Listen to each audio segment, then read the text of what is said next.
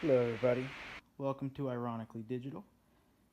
Today we're going to be developing some 120 film. I just got myself a brand new Pentax 645 medium format. I shot a roll on it just to test it out earlier.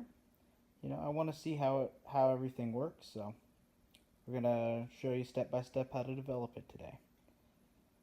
I shot through it some Ultrafine Extreme 400, just a run-of-the-mill student film. Let's see what happens. Okay, for anyone who has never shot 120 film before, here's the exposed roll I just showed. Basically what it is the film loads all the way through this way. You get a 60 millimeter by 45 millimeter picture. You get about 15 on this roll. There's a paper backing that you feed in, close the camera, and then wind it through, and it exposes the film. At the end, it wraps paper around it on the other end, and you have a little sticky tab right here that some of them are actually like a sticker you pull off like the wax paper. Some of them are kind of like an old stamp where you lick them and wrap it around, and that keeps it sealed. Now, if you're new to developing in general, there's some stuff you're going to need besides chemicals. We'll get to that once we get the film loaded. But you're going to need a tank. This is a Patterson tank. It's the first time I've owned a Patterson tank, is back when I was doing black and white developing in high school. We're using stainless steel tanks. They're a little bit more difficult to use. We'll cover that in another video. I don't want to get my stainless steel tank back out. But the reason I like this tank is it'll do two sizes. Right now I have it set up for 120 millimeter, but you can twist it open and collapse it down and do 35, and you can fit 2 rolls of 35 on there too. So it actually covers everything, instead of having extra reels for different sizes. But get this back up to 120 here. Basically what you're going to do in total darkness is you're going to rip this back open and you're going to unroll it, and the film is held on sometimes with one piece of tape, sometimes with 2 on the ends. And you separate that from the backing paper, and you're going to have the film. It's going to slide through underneath these 2 little tabs here and go past these ball bearings. And once it's past that, you rotate the reel and ratchet it like this, and it pulls the film all the way on. And once it's all the way on, you put it on the little central spool, set it in the tank, put the light-proof top on, click it closed, and you're good to go. It's now light tight. You can bring it in. I usually don't put the lid on here just because it's an extra thing to lose in the dark. And then we'll bring it into wherever you're developing it. Like right now, I just do mine in the sink. So let me get this film loaded, and we'll come back and we'll talk a little bit about chemicals. Okay, everybody, we're back. Got the film loaded. It's over there. I'm still moving in, assuming I got some stuff out on the counter. But anyways, I have my chemicals out here. I'm running for developer Kodak Xtol diluted 1:1. I just do that because chemicals are expensive. They have charts out there to figure out exactly how much it's going to be, how much extra time it's going to be, that kind of thing. Some people even run all the way as much as 1:4. But 1:1 works good. When you're doing it a half-liter bottle at a time, like I do, it actually works out to works out to 5 batches of black and white developer. Since it's actually 5 liters, and I did 1:1, 2 liters, 64 ounces, close enough for me. Next in the middle here is some stop bath. This is just some Ilford stop bath. I've never noticed the difference between different stop baths. If you have, go for it. I mean, Kodak makes it, Ultrafine makes some, Ilford makes it. There's a lot of different manufacturers. And then the fixer here is just Kodak Rapid Fixer. So, get this going here just a minute. Start setting up timers and things like that. Okay, so now I'm ready to go. One of the things I forgot to mention, something kind of important, you probably want to get a thermometer. They do make dedicated thermometers for photography chemicals, but you know, I personally prefer digital readout with a thermocouple. Any engineers out there know why a thermocouple is actually one of the best thermometers, since it has such a small area to heat up that senses the temperature, it reacts very quickly, and is also very accurate. You know, much more so than like a bimetal thermometer. But anyways, it is 71.2 degrees.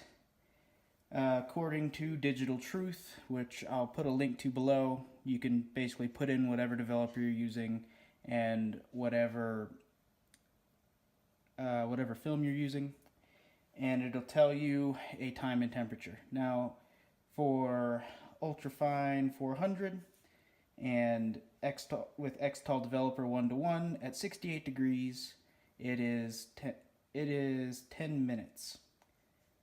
So here's the thing. I really don't want to chill down my developer from 71 degrees to 68. They do make a conversion there. I already know it's going to be about 7 minutes, 15 seconds, 7 minutes, 30 seconds. So that's what I'm going to go with. And today I am recording with my phone, which is what I normally use for the timer. But, you know, if you have a job like me where you have a work phone, you have another iPhone. So we're going to use that today. Set the timer. I did 7 minutes, 20 seconds. We're going to get the developer ready.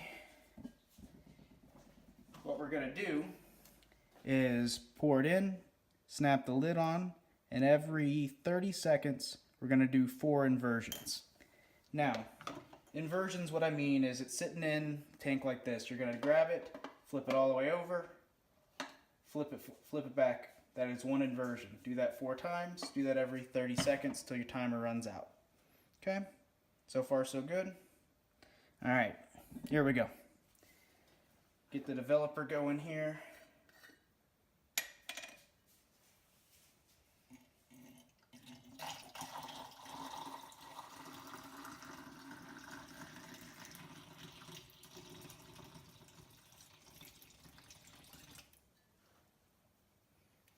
Developer's in.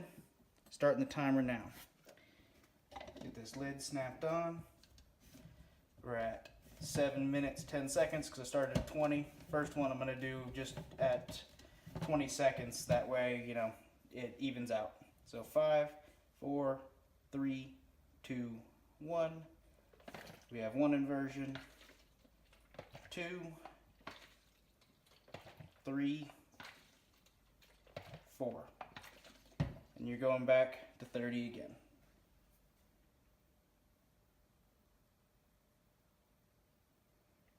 At 6:40.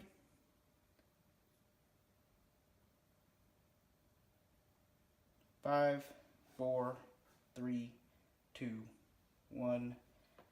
1 inversion. 2, 3, 4.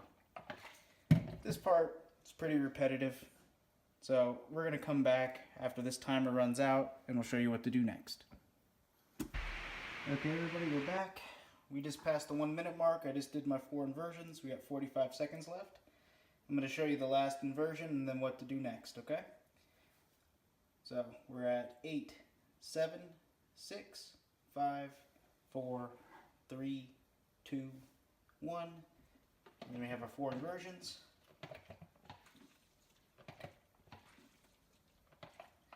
Okay, now I'm going to get some water going here. Take this lid off. I'm going to rinse this for our next step. It's going to sit right here. We're at 10 seconds. I'm going to cut it off at 5 because I don't want to hear the alarm. 4, 3, 2, 1. We're pouring the developer back into the developer bottle. Give it a couple shakes, get it all out. Now we're going to put in stop bath. This stops the development process so you don't overdevelop your film. Normally this takes 30 seconds, and I'll show you what I do here in just a sec.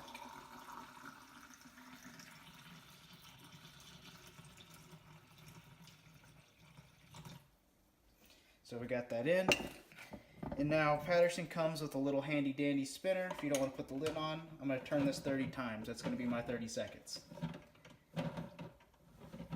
While I'm doing that, I'm going to rinse off my funnel.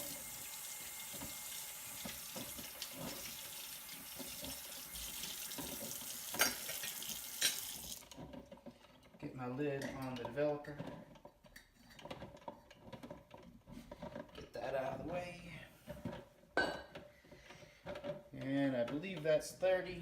If you counted and I'm wrong, go ahead and put it in the comments. It's not an exact science. Now we have our stop bath jar. Rinsed funnel in. Pour out the stop bath.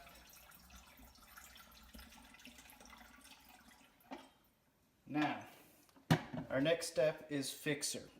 I'm going to run the fixer for 8 minutes. And that's personally just a guess based on other black and white I've done.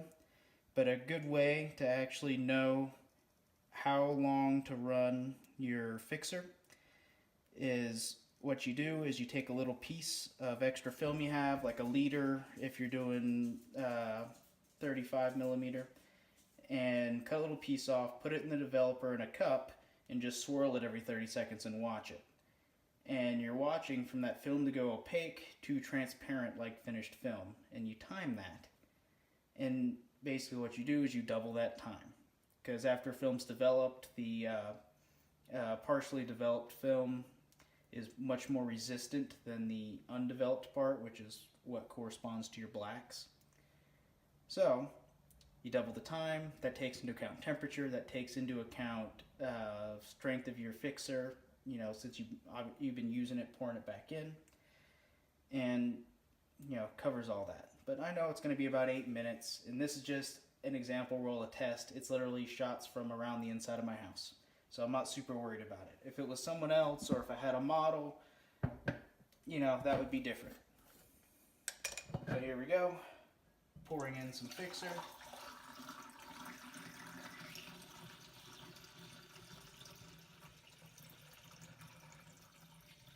Have that in, start the timer, 8 minutes, push the lid on,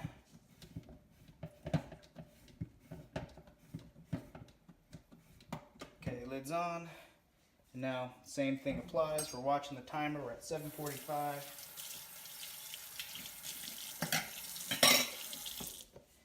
Get the lid back on the stop bath here, get it out of the way. We have 3, 2, 1. We do 4 inversions again. 2, 3, 4. Now something to keep in mind, some fixers and some films, depending on the other coatings, this and that and the other, they actually can create some gas. So sometimes you have to burp your developing tank just so you don't pop off the top and get, you know, fixer all over you, because that's gross. Now we're at 5, 4, 3, 2, 1. We have our 4 inversions again. This follows the exact same mantra as when we were doing the developer. There's nothing big going on there. Same thing applies. We're gonna cut to at the end, and I'm gonna show you how to watch the film. Be nice and easy. Okay, everybody, we're back. We're at 45 seconds. Getting ready to pour out this fixer. I'm going to show you the next step. We're almost done. You know, this process isn't too hard. I mean, when you do it for the first time, you know, follow the technique, but, you know, look up your own chemical times, all that kind of stuff. I've done this enough that, you know, one of two things are going to happen. Either they're going to look fine, or at the end of this video, I'm going to look really stupid, and I'm okay with that. So, we got 17 seconds left. I'm going to pull the lid off here. 10 seconds. Going to rinse that off, leave the water going. 5, 4, 3, 2, 1. We're going to pour the fixer out back into the jug. Now we need to rinse the film. And there's all kinds of different strategies, techniques, opinions on this. What works good for me is I have medium running water. I run 15 minutes total of rinsing. I'm just filling it up now to get, you know, the fixer that was still on the film kind of mixed in with the water. I'm going to fill it up all the way, give it a good dump, get it going, filled up again, and as soon as this gets up to the top, I'm just going to turn it up here. As soon as it gets up to the top, come on.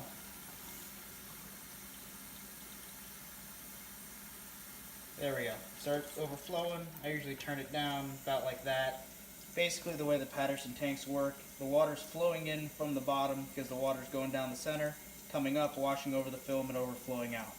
Now what this does is gets every last little remnant of fixer off and other chemicals you may have had that may cloud the film and make it not look too great. And I'm going to rinse this off. I'm starting the timer now for 15. I'm going to start it for 5 minutes, and basically it's going to run for 5 minutes. When the timer goes off, I'm going to dump it out, let it fill up again, do another 5 minutes, and do that one more time after that. So I got 15 minutes total. And the reason why I do that and dump it out is the fixer is heavier than the water, so there is a chance that some of it's still just settling at the bottom. So I'm just trying to get all of it out. So I'm going to let this run, you know, do a little time lapse here or something. We'll be back in a few.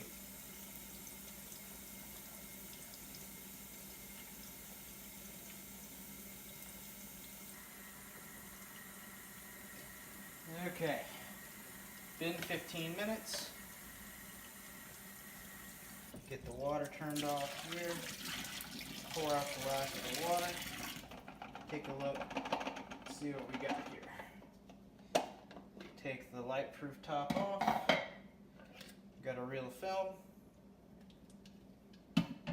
Now, one thing to be very careful of if you've never done film before, the images are going to be there, but since they've been wet and they're just done, the images are very soft. So, you know, be careful not to scratch it with your fingernail, this or that, whatever. So what we're going to do is carefully open this up, pinch the film a little bit so it doesn't ride on the sides if you can help it. Sometimes you're better than others. Not really doing that great of a job, you know. Do as I say, not as I do. Let's see, start unrolling here. Okay, now, there's water droplets on this film, so we got to get those off. Some people use their fingers. I use a film squeegee. They're not super expensive. I just wet it down. I'm going to hold the top where there isn't an image, grip it, and pull off as much of the water as I can. Now I'm going to grab up here, get the very top. Okay, so now we got to hang this up to dry. I'm going to do that because I don't have 3 hands, and I'll show you what I mean in just a sec. Okay, we're back. I'm holding the camera this time instead of on a tripod. Sorry, it's a little shaky. Basically all I've done is I have an extra spare bathroom I don't really use. Kind of use it as a dark. I was going to use it as a film changing room, but 1 layer of plastic bag, black plastic bags isn't enough. Garage works better. Haven't taken it down yet. But what I've done is I hung a piece of string between the shower head and the curtain, put some clothespins there, hung the film up, have 2 at the bottom just to keep it straight while it dries. Let it dry. You're going to cut it up and after it dries and put it in some kind of protection. I use film sleeves. They're all over. They make them for $120, they make them for $35, they make them for full sheets, they make them for slides, whatever you're going to do. So, sit here, let this dry, you know, and I will put up some of the actual pictures after I scan them, make them look good. Building an Instagram right now. It'll go up on Instagram, other pictures I take. So keep an eye out for me on Instagram. And, you know, I'll put it in the link or description of one of my later videos, put it back in this too, you know, once it's all the way there. So, you know, here, talk about some final thoughts here as well. Okay guys, some final thoughts. If it's your first time doing film, I highly recommend, give it a shot, see what you think. Initial investment, I'm going to assume you already have a film camera, shooting color or whatever. But, let's say you don't. Get like I don't know, like a Canon AE1 with a lens. I think you can buy used on eBay, or Ultrafine also has them in a couple other versions for students. I want to say that you can probably pick one up between $150 $250 in good working order, especially if you're doing 35 millimeter. That one was actually shot on my brand new Pentax 645. First impression, very first roll, I like it. Down the road I'll do a full review on it and pros, cons, all that good stuff. But keep in mind you need to have a very dark place to do your to load your film into the developing tank, or you can get a dark bag.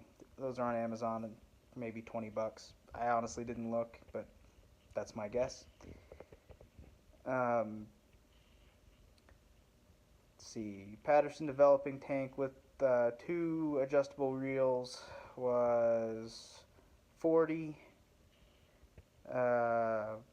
5-liter powdered Kodak X-Tall was $15 on Amazon. I think I spent the same price on a bottle of liquid Ilford stop bath. I don't remember how much that actually makes, but it's a lot more than 5 liters. And then I believe that was, I think that actually was Ultrafine Fixer. So sorry about saying it was Kodak Fixer at the beginning of the video. It seems to be working just fine. That was $6. So I haven't used Ultrafine's developer or stop bath, but they're also comparably priced. Their films are also a very good value. I bulk loaded some Ultrafine Extreme 100. It's not Ilford HP5 Plus or any Kodak black and white. The actual film itself feels thinner. Not quite as high of a contrast compared to HP5 Plus or T-Max 400. But for the price point, especially if you're going to do a digital darkroom where you're going to scan it and adjust the curves and all that kind of stuff yourself, it's a perfectly fine film. Give it a shot. I promise you it's not as hard as you think. I'm Matt. This is Ironically Digital. Good luck. Hope you try it. Have questions. Throw a comment out and I'll see what I can do. Have a good evening.